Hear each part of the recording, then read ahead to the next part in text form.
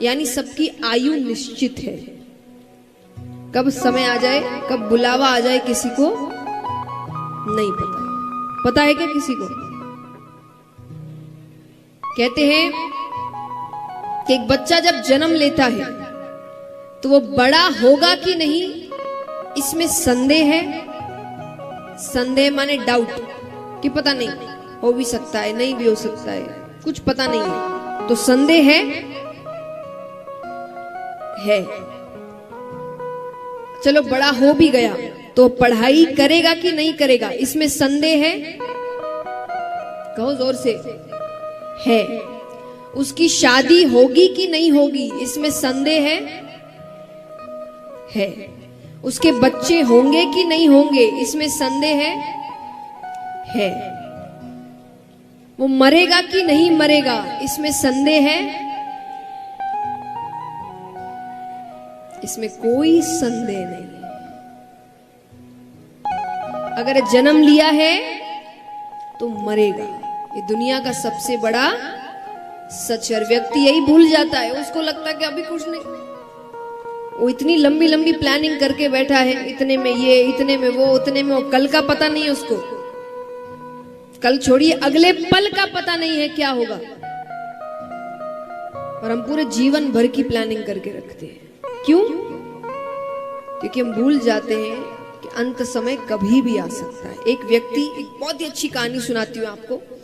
एक सेठ जी थे, उनका बिल्कुल भगवान में मन ही नहीं लगता था। भगवान में मन नहीं लगता, किसी से रिश्ता अच्छे से नहीं रहता, सबसे झगड़ता रहता, खाली मेरा मेरा मेरा मेरा मेरा, दिन भर यही चलता उसके दिमाग में। तो उसके गांव में एक बार एक महात्मा जी आते हैं, गुरु आते हैं, संत आते हैं, ऋषि आते हैं। तो वो उनके पास जाता है, क्योंकि कई लोग इसकी शिकायत उससे कर चुके हैं कि तुम ऐसे हो, तुमसे। तो वो जाता है, तो उसने गुरु जी को बताया कि ऐसी ऐसी बात है, मेरा किसी से ज्यादा समय तक अच्छा व्यवहार चलता नहीं, सबसे झगड़े होते हैं, परिवार में भी झगड़ा है। अब गुरु जी को लगा इसने ये प्रश्न पता नहीं कितनों से किया होगा, और कुछ दिन तो उनकी बात मानता, और फिर वही अपना, वही घोड़ा, वही मैदान। तो उन्होंने सोचा कि इसको बातों से ज्यादा कुछ करके दिखाना पड़ेगा।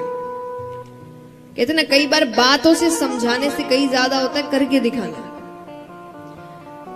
तो गुरु महाराज कहते हैं कि एक काम करो, अपना हाथ दिखाओ, मुझे भविष्य भी देखना आता है, तो मैं देखता हूं कि तुम्हारे भविष्य में लिखा क्या है कि ये सब चल रहा है। तो उसने हाथ दिखाया। गुरु जी कहते हैं ये सब इधर उधर की बातें छोड़ो, 10 दिन में मृत्यु है।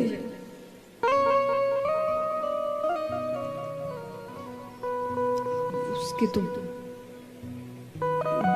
शब्द नहीं आ रहे उसको समझ में कि क्या बोल रहे हैं आप। बोले 10 दिन में मृत्यु है, ऊपर जाना है, अब क्या करना है तुम देखो। वो तो गया, 1 2 3 4 5 6 7 8 9 10 11 12 13 14 15 दिन निकल गए, कुछ नहीं हुआ। 15 दिन बाद वो आया, वो कहे आपने तो कहा था 10 दिन में मृत्यु है, 15 दिन हो गए मुझे कुछ भी नहीं हुआ।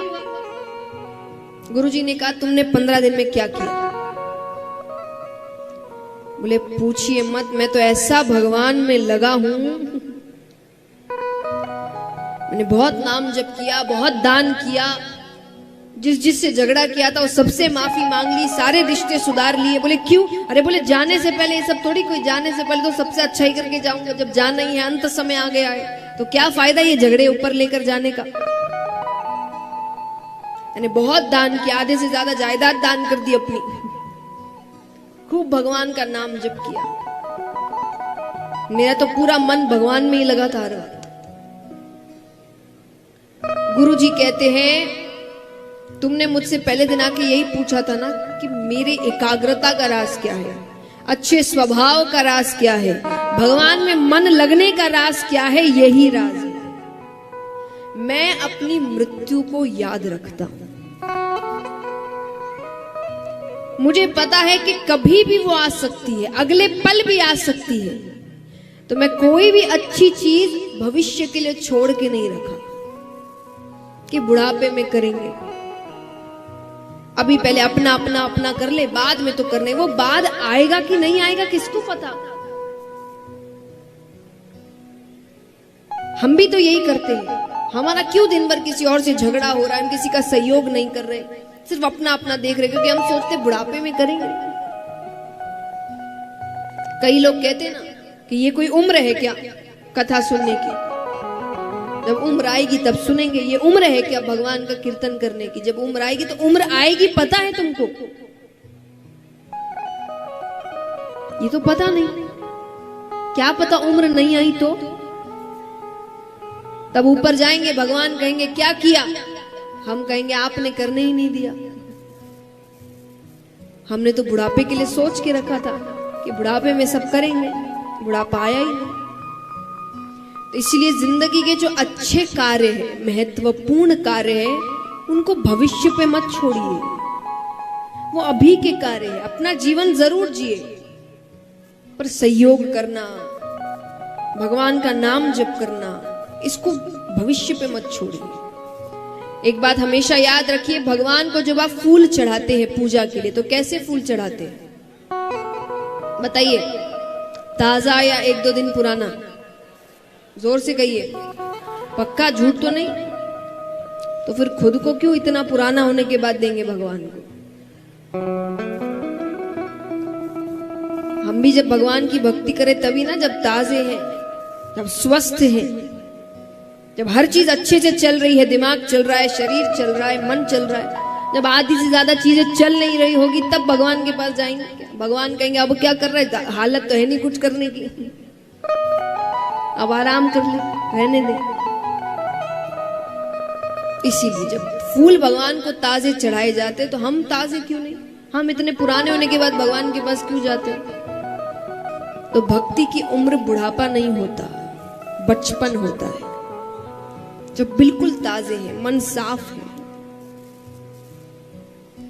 तो यहां पर सूत जी भी यही समझा रहे हैं, श्रीमद् भागवतम शास्त्रम, ये कथा जीव का कल्याण करती है।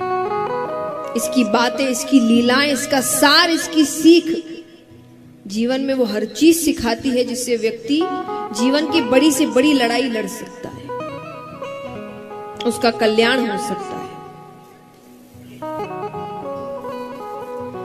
अब यहाँ पर शौनकादि ऋषि पूछते हैं कि प्रभु हमें ये बताइए कि ये जो कथा है ये सबसे पहले किसने किससे कही? सूत जी कहते सबसे पहले ये कथा सनकादि ऋषियों ने नारद जी से कही। सनकादि ऋषि कौन है? ब्रह्मा जी के 4 पुत्र हैं, सनक, सनंदन, सनत कुमार, सनातन। इनको एक साथ कहते सनकादि ऋषि। कैसे सुनाई? एक बार नारद जी, जिन्होंने पृथ्वी की बहुत प्रशंसा सुन रखी थी, पृथ्वी पर आते हैं, वृंदावन तक पहुंचते हैं, उससे थोड़ा आगे बढ़ते हैं, ऋषिकेश, हरिद्वार। वहां पर सनकादि ऋषियों से उनका मिलना होता है। नारद जी के चेहरे पर चिंता के भाव है। सनकादि ऋषियों ने कहा, जो व्यक्ति हर वक्त भगवान का नाम लेता है, नारद जी कहीं भी जाते क्या कहते हैं? जोर से कहिए, नारद जी कहीं भी जाएं, और जोर से, नारायण नारायण। वो हर वक्त भगवान का नाम लेते रहते। तो जो हर वक्त भगवान का नाम लेता है उसको कैसी चिंता? तो उन्होंने पूछा, तो अंत में विष्णु भगवान को नीचे आना पड़ा। अब भगवान उससे गर्भ के बाहर से बात कर रहे हैं। भगवान कहते हैं कि तुम बाहर आ जाओ, ये दुनिया बहुत सुंदर है। वो बालक कहे इसीलिए तो नहीं आना, ये दुनिया इतनी सुंदर है कि यहां आकर जीव आपको भूल जाता है, आपको मानने से इनकार कर देता है। पर भगवान कहते कि ऐसे तो उनको तकलीफ हो रही है जिसके गर्भ में तुम हो। शुभ बालक कहे, ठीक है, आप अपनी मोह माया रोक दीजिए, मुझ पर वो मोह माया चढ़ेगी नहीं तो मैं इस संसार में मिलूंगा नहीं। भगवान कहते वो तो नहीं रुक सकती, तो बोले मैं अंदर ही ठीक हूं। तब भगवान अंत में कहते कि ठीक है, एक क्षण में जितना समय होता है, सिर्फ एक क्षण, उसका भी जो 100वां हिस्सा होगा उतने समय के लिए मैं अपनी मोह माया रोक दूंगा। ठीक है, वो शुभ बालक कहे जब मैं कहूं तभी रोकिएगा। तो उसने बाहर निकलने की तैयारी कर ली। अब वो जैसे ही भगवान को इशारा करता है, भगवान अपनी मोह माया रोकते हैं और गर्भ के अंदर से साक्षात श्री सुखदेव मुनि महाराज प्रकट होते हैं। बोलिए श्री सुखदेव मुनि महाराज की। सुखदेव जी बहुत बड़े वैरागी माने गए हैं और उनकी कृपा हो जाए, उनके जैसे गुरु की शरण मिल जाए तो व्यक्ति 7 दिनों में भगवान से मिल जाता है, जो राजा परीक्षित के साथ हुआ। कल से ये कथा आरंभ होगी। आज हम 2-3 जगह से कथाएं सुनेंगे, थोड़ी महादेव जी की तरफ से, थोड़ी अब नैमिषारण्य वन में चलेंगे, वहां सूत जी की तरफ से। कल से हम सुखदेव जी के मुख से कथा सुनेंगे। तो इनके जैसे गुरु मिल जाए तो भगवान से मिलना आसान हो जाता है। आइए उनके जन्म पर हम सभी प्रार्थना करते हैं, जिन्होंने गुरु बनाए हैं वो अपने गुरु का ध्यान करें, जिन्होंने नहीं बनाए वो भगवान का ध्यान करें कि उनको जब गुरु मिले तो सुखदेव जी जैसे गुरु मिले। गुरुर ब्रह्मा गुरुर विष्णु गुरुर्देवो महेश्वरा गुरुर साक्षात् परम ब्रह्मा तस्मै श्री गुरवे नमः। तस्मै श्री गुरवे नमः। तो इस प्रकार सुखदेव जी के अवतार की कथा आती है। अब चलते हैं नैमिषारण्य वन में, जहां 88,000 ऋषिगण बैठे हैं और उनको कथा सुना रहे हैं सूत जी। और उन 88,000 ऋषिगणों में सबसे बड़े ऋषि है शौनक ऋषि, इसलिए सभी को शौनकादि ऋषियों के नाम से संबोधित करेंगे। तो शौनकादि ऋषि सूत जी से पूछते हैं, अज्ञान ध्वंत विद्वंशा कोटि सूर्य समाप्रभा सूताख्या ही कथा सारम मम कर्ण रसायनम। वो सूत जी से कहते हैं कि हम अज्ञानी हैं और आप में एक नहीं, दो नहीं, करोड़ों सूर्यों के समान ज्ञान रूपी प्रकाश है। आप बताइए कलयुग में जीव का कल्याण कैसे होगा? क्योंकि कलयुग में जीव कई प्रकार के दुखों से ग्रसित है, रोगों से पीड़ित है। छोटे छोटे बच्चों को बड़े बड़े रोग हैं और धीरे धीरे ये चीजें बढ़ती जा रही है, रोग बढ़ते जा रहे हैं। हम देख ही रहे हैं ये जो महामारी आई है, 2-3 साल हो गए, कुछ ना कुछ लगा ही रहता है हर कुछ महीने में। थोड़ा ठीक होता नहीं है कि फिर कोई आ जाता है, थोड़ा ठीक होता नहीं कि फिर। तो ये सब क्या है कि धीरे धीरे रोग बढ़ते जा रहे हैं, व्यक्ति और रोगी होता जा रहा है। तो भगवान को कब याद करे? जब उसे अपने ही दुखों से, अपने रोगों से ही फुर्सत नहीं मिलेगी, वो खुद ही इतना दुखी दिन भर रहेगा। तो वो पूछ रहे कि ऐसे में उसका कल्याण कैसे होगा? तो सूत जी कहते हैं, काल व्याल मुख ग्रास त्रास निर्णाश हेतवे श्रीमद् भागवतम शास्त्रम कलोकिरेण भाषितम। काल व्याल मुख ग्रास।